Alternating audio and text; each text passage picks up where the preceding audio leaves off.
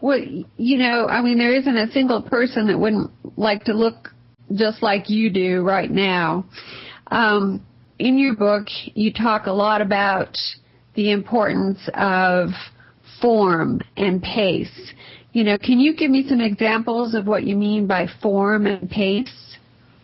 One of the things most overlooked by people, well, not even just overlooked, they're just not even aware of it, and that is the importance of form.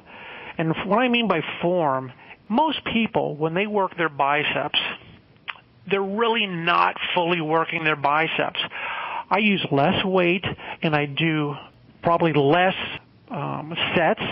I do higher repetitions, but the thing is, my form is completely different than theirs.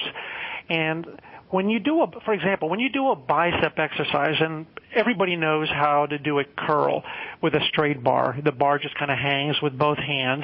And by the way, your thumbs should be on the same side as your fingers, which I do go into great detail as to why that is in the book. Your thumb goes on the same side as your fingers.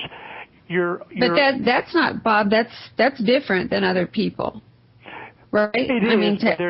There's kind of a detailed explanation as to why that is, and it has to do with stress to your elbows. And so back on the bicep exercise, when I'm talking about form, and and this example applies to every single exercise that you'll ever do, and this is why, by the way, you can do less.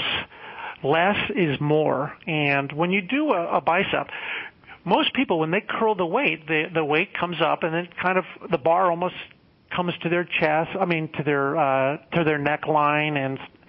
But the question is, where are their elbows at that point? Their elbows are away from their body. So the moment your elbows go away from your body in front of you, that entire distance is where your biceps are no longer doing the work. It's kind of like leverage. You're using leverage, and you don't want to use leverage, because what happens is when you start using a leverage, that means the weight's too heavy, and other parts of your body and muscles have to carry that load. So that means you can physically lift up more weight. But that means the muscle, your target muscle, in this case your bicep, you're circumventing that muscle. The percentage of your target muscle drops way, way down. Now, if you do that exact same exercise, you remain vertical, slight bend in your knees, so circulation continues through your whole legs and lower legs.